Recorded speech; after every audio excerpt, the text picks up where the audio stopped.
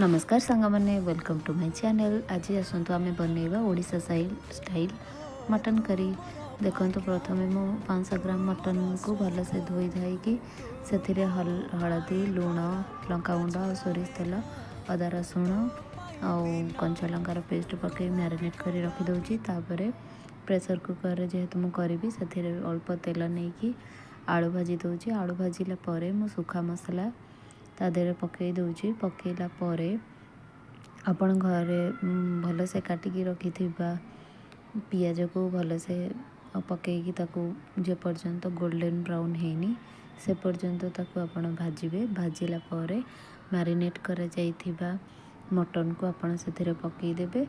पकईला परे भलसे कसिला परे 25-20 मिनट परे आपण ता देहरे गरम पानी देकी गोटे सीटी देबे। नचेत सेमती भी देले तापर ताकू आपण बाहर करिकी खाई पारि।